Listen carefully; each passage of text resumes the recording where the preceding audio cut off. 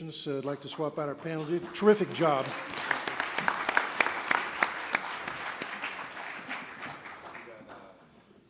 Steve Lansman, Jennifer Chung, Rania Preventza, and Mark Peterson come up here. And is David Spielvogel here? No. Okay.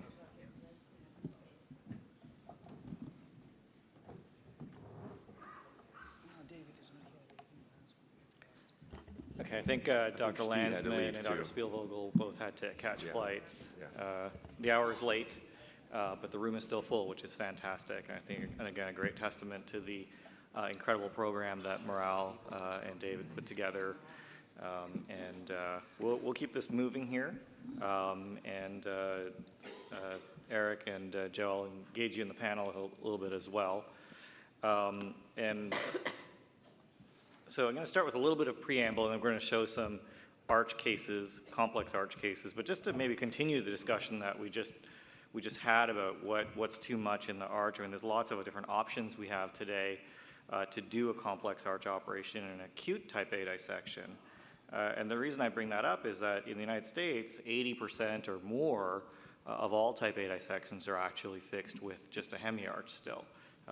Whether that's right or wrong, we can talk about that, but that's kind of the data that we have today. And we know that there are lots of problems after successful type A dissection surgeries, whether it's residual ongoing malperfusion with a hemiarch, chronic distal dissecting aneurysm with pseudocoarctation, or complex dissection with aneurysmal degeneration. So lots of, for those of us who do aortic surgery, we reoperate on a lot of people who've had a hemiarch or maybe just an open distal or even a clamped ascending graft. Overall, we know with this is our Penn data here, that there's pretty good outcomes even with the hemiarch, however. But if you look at 15-year distal, what we call distal aortic failure, so aortic death or the development of an aorta more than 5 centimeters, or reintervention distally, that at 15 years, about 50% of people, if they survive, will actually have one of those outcomes. And importantly, in this study that is currently in press, what we also showed was that if your aorta is more than 50 millimeters, you're at a substantially higher risk of death or aortic death over long-term follow-up. So there is a price to pay for having a big distal dissected aorta. So that brings us to the first question before we talk about what we're going to do with residual dissection after type A is what's the optimal strategy at the index operation to prevent distal failure? So one of the things we just talked about was doing frozen elephant trunks. What we see in the STS database is that total arch replacement is associated with higher mortality, and this is all comers, although most of these total arches were done in high volume centers. So the question is more a better thing, or is it actually adding risk to the patient without a clear benefit in a lot of patients? So I'm going to start off with this case. So this is actually an acute case of a 59-year-old. Didn't come in malperfused, but has really complex arch dissection. So really weird looking arch, right? A big tear in zone 3. There's actually several other tears down right there and there. So there's several other tears kind of in the area where you would be dropping the end of your frozen elephant trunk if you were going to do that. There is a renal coming off the false lumen. So maybe I'll start by engaging the panel here. Mark, what operation would you propose for this patient? Not malperfused, otherwise pretty healthy, big guy you can see on the scan here. Can we just run through the scan one more time? Just want to get a look at where the arch vessels are. Yeah, let me just go back and see if we can run that back again.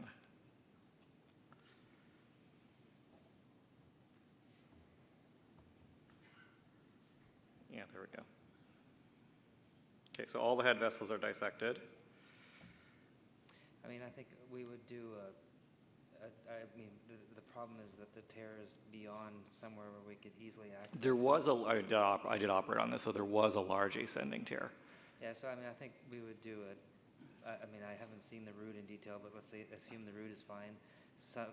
Replace the ascending. We'd do a total arch with a plexus thoraflex device and put a 10 centimeter thoraflex device in. How are you going to assure true lumen access in that situation, or make sure the stent ends up in the true lumen when you're putting it past a tear? I mean, usually we try to get a guide wire from the groin. It's hard sometimes if you don't have fluoro to actually get the guide wire up to the distal arch, but we use echo to guide the, movement of the true lumen, the wire through the true lumen at the level of the diaphragm and the distal arch. That's helpful. If you can get a wire up, then you can ensure you're in the true lumen. Obviously, when you open the aorta, you can often tell which is true and which is false. You'd run an IVUS up the wire. Yeah. Run IVUS up the wire, yeah. Yeah, would everyone here do a frozen elephant trunk in this situation? Yeah, I spent some time on the CT scan to see where that tear was. Yeah. This might be one of those situations where maybe you choose a little bit longer stent graft, and I'd take him to the hybrid room, probably use IVUS, but I'll be ready to look at, to interrogate this thing closely, because it's a funky looking tear. Almost looks like 3 lumens up there. There is 3 lumens I mean, up there. one of the things that you have to make sure here is that whatever you do, the end of the frozen elephant trunk or elephant trunk, whatever you place on the descending, actually, especially the frozen elephant trunk, is going to end up inside the true lumen. The worst thing that can happen, and happened to us, actually, to me, like in 2 cases, is where the frozen elephant trunk can end up into the false lumen, and then can be really like a disaster. So the more you do of this, the more you'll be, you're going to see something like that happen. So having intravascular ultrasound and see where the stent is extremely important. Is there any role for putting a scope down, like the Germans do, to actually look at it once you've deployed it? Yeah, scope is actually another, if you have it available, absolutely. Basically, intravascular ultrasound or a scope will be, maybe a good 2 options to do. Now, my impression of that scan, it's for some reason I can't do it on And the real other time thing here, is but here, Nimesh, Yeah. you can just, if there is any question that you don't have either of these, and you are not sure that the stent is going to end up somewhere that you really want to end up, the patient, the BMI is very big, the patient is big, you can always do a hemi-arch, right? I think a zone 2 might be a good option for this guy, but Yeah, I'd be or ready zone to two, I do. mean- I'd be Well, ready to do like, something. I'm up here talking about it, so Yeah. you know what I did already. Joseph, do you have a point? I'm just wondering what the indication for a FED is. He's not distal malperfused, is he? He's got a really complex tear with Complex distal arch tear. complex tear with 3 lumens. So puts it's him at- just the X-ray. Well, I'm answering the question, Joe. 3 lumens. So it's three- just the X-ray. 3 lumens puts him at high risk for rupture. Yeah, The 3 lumens, I think, is a Yeah, high years risk. later. I agree. Distally, though, you have Yeah, this and I think the Well, other that's thing why is you that, wanna- you you wanna saw do that s- tear you in wanna zone something 3, around but there were other tears right below that as well, and that's what really worried me about the stent migrating, even if you put it in the right place, a sign or something, because that aorta is extremely fragile there. So I'll tell you what we did, is this, because I didn't want to actually deal with those tears at all. And so we did a zone 2 arch. This is just one little trick I wanted to show here, which is taking this little umbo tape and actually yanking the innominate vein out of the way so you can see the whole arch. Otherwise, I used to divide the arch, the innominate vein when I did these, but, don't look at me like that. The arm swells for a few days, it goes away. You don't use the recurrent laryngeal nerve as a pledget, do you? No? Okay. So, so this is our zone 2 graft that we're sewing in here. I won't belabor all of the technical elements of actual surgery, just so we can get through some of these cases. I know we're a little bit late already. So, okay, so that's kind of how we did it. And that Hold on, when did you do the second stage, the TBE? a few days later. Good. Yeah, and that went very smoothly. What happened to the left kidney? It reopened after we put the TB in. It wasn't malperfused to begin with. His creatinine was normal. Yeah, it's got some. Came off the false lumen. Yeah, yeah. There's a ton of entry tears down there. So that was so the other question is, okay, so we've done the zone 2 arch. The patient comes off without any malperfusion, looks great. Do we need to finish this with a TVAR? Jen, what are your thoughts? This is the previous patient, not this one. Yeah, that the you're previous showing, yeah. patient, sorry, yeah. So I would have proceeded with arch frozen elephant trunk. I take your point, and I think that the panel discussion is very important, that you think it's not possible to get into the false lumen, It is possible. It is very possible to get into the false lumen with your frozen elephant trunk. And so, but the thing is, if you're planning to do a TVAR in 2 days, you are going to need wire access in the true lumen. Anyway, you could have done that day. Sounded like he was a pretty stable patient, and then you would have just done the single stage FET. But I guess you were considering not extending. Is that right?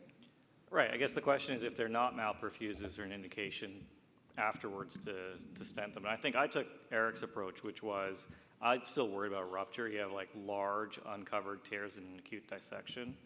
And so we ended up putting a zone 2 TBE in there. But just to play the devil's advocate, why not, if the patient's stable, let them recover, scan them at a month or Yep. 6 weeks? Yeah, I think those are all totally reasonable. I've seen a whole bunch of people with triple lumens die. Yeah, while the we were- triple while lumen we were thing is talking about scary. what to do with Yeah. them. Because that's a And they dissection die of a of rupture, dissection. not right? malperfusion. Yeah. All right, okay, next case.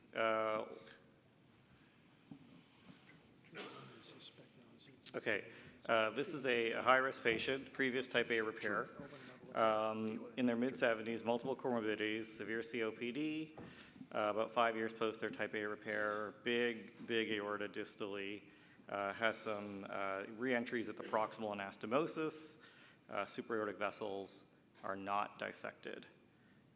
So what are some of our thoughts about what the next steps would be for a patient like this?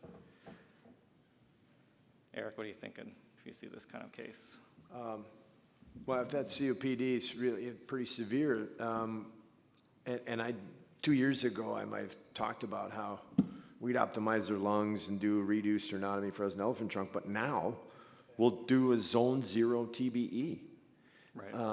And we've been debranching them with a little manubriotomy like you had showed us. I think that's a really nice operation. It's well tolerated. We stage that, so we do the debranching, give them a day or two, and then we put a TBE into, if it's an undissected vessel, that probably is a decent anominate landing zone. And whoever did that ascending repair, it looks like they left a pretty nice long graft. Yeah. Yeah.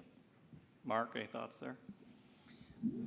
I think it depends on how bad the COPD is. If, let's say this patient could tolerate open surgery, then we'd probably reoperate and fix it from the front, do the arch, debranch it, put a frozen elephant trunk, and then stent from below at some later time point and do laser fenestration of the distal descending to make sure we get apposition. But if the person's not able to tolerate resternotomy for lung issues, then I think some form of arch endograft would be very reasonable, either with extra anatomical bypass and single vessel stenting or multi-endovascular, depending on the anatomy, if it's feasible.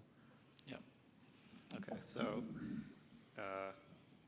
hold on, where's my, so this is what we did, is we did a double debranching operation, just like Eric was talking about. And so essentially taking the innominate artery and using that as your inflow for the entire head vessel flow. But actually, in this situation, what I ended up doing is taking the right carotid, putting a 8mm Dacron graft for that. So that's on the carotid there. And this is actually really an easy operation. Like, you're not doing a full sternotomy. Most of the operation's up in the neck. Everything ends up behind the sternum. And here, just stapling off the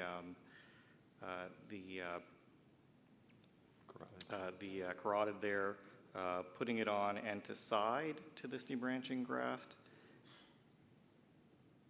and then going end to end to the subclavian.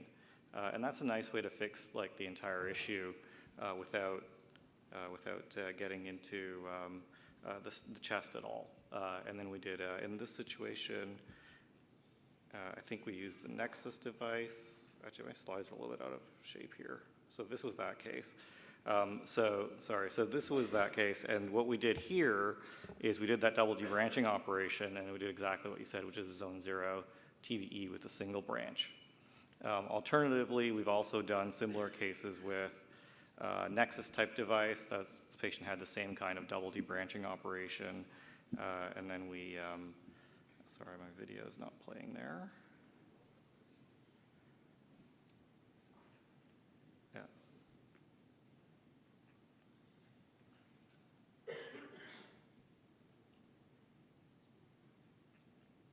Okay, I don't know if it is not playing, but anyway, so those are two different single branch techniques that we can use to fix this kind of aorta. So Nimesh, why not, instead of making any incision, just do a zone 0 single branch the innominate and laser fenestrate the other two vessels? Yeah, I think that's a reasonable way to do it. I mean, we haven't done a ton of laser fen. The times that I've done it, we've had a few endo leaks, so it's never been as satisfying as I think it can be. I don't really like leaving the carotid unrevascularized and then trying to laser fen that retrograde. So the other thing you can do is do a cross-scope bypass and then have that single laser fen you're going to do. But that's never been kind of a major part of our practice to do that. I think there's some reasons to do it, but I'm not a huge fan of it. I think that we have 3-branch arch devices too, right, that can be used to fix this stuff. I think actually on this last case that you show, this approach was maybe one of the best, like the ones that Eric mentioned before. The reason is for these people over the years, what we have found is that if somebody has severe COPD, the post-op course in these patients, especially whenever you do like open arch, circ arrest, etc., is not really very benign. They really stay on the vent for a long time. And sometimes these older folks, they do have one chance to do something right. And even the smaller insult really can be detrimental to these folks. So try to avoid circ arrest and any kind of, open redo, if possible. That's the best way. Yeah, I mean, we have a lot of tools at our disposal now. Joe? Yeah, the pipeline is robust with purely endovascular solutions to these particular issues. But in the meantime, when we're dealing with redo arches, sometimes it's nice to deal with 2 vessels. So we'll take the left subclavian and transpose it over to the carotid. But when we're doing TBE options, so as was mentioned earlier, the carotid can be quite small. And so what you want to do is move the carotid over to the subclavian and use a larger branch into the subclavian as opposed to feeding off and that the extends your TB, landing just the zone left, very well left also. carotid, Yeah. Yeah, and I would say if you're going to do the laser thing, instead of lasering 2 vessels, I like the idea of doing a bypass. Yeah. But I did laser fen for left subclavian artery about 35 times, and about 4 or 5 times I had a hard time getting it lined up with the left subclavian because it's a tortuous vessel, even with steerable sheaths. So it might be good you do a crown subclavian bypass, and if you don't want to laser, the one laser is not going well through the subclavian, you can kind of go up and over, and it's a straighter shot through the carotid. Yeah. But then still put your TBEs, like zone 0, up into the innominate or something. It's a way off-label kind of stuff, though. And Okay, I'm gonna show we you got a whole something- bunch of better I'm going to stuff show you coming, something right? super off-label now. So this is a lady that came to us, really not a well-looking lady, came in the late 70s, previous root hemi for type A, had this massive residual arch aneurysm, had re-entries at the distal anastomosis of the hemiarch, and this is just a disaster when you're looking at it. So obviously there's lots of ways to operate on something like this. It was not a great candidate for open surgery, for sure. But this lady didn't come to me at this point. She went back to where she had the original surgery. And this was the solution that they came up with. They actually took a covered stent and tried to cover the distal anastomosis to close off the Danes, the re-entries there, and then put a TVAR in the descending aorta, basically creating a wedge where the only thing coming off were the head vessels. So like a fake Be Safer operation, maybe. Unfortunately, it obviously didn't seal. It didn't work. And that massive, 8-9 centimeter arch aneurysm continued to grow. So now this is a horrible thing to try and reoperate on now with all this stent in there. So what would be the next steps, or what would you do in this lady who's really frail and not an operative candidate? Terrible, terrible operative candidate. Jen, what do you think? So in terms of endovascular solutions for this, ideally before this was done, there would have been more options. We use, we have more experience with the Nexus and in these sort of off-the-shelf options. The Cook CMD takes too much time in an urgent case. Now with this, all these barbs going into the arch, I'm not sure that we would be able to achieve anything there. So if you had to seal the whole thing, I see that there's a bioprosthetic valve there. Did you take it more proximally, this endovascular repair?